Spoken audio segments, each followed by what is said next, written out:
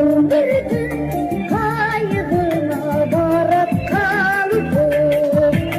Beni git kalılayım karday bacım. Sağlayım kalıp böyle ağıştardım.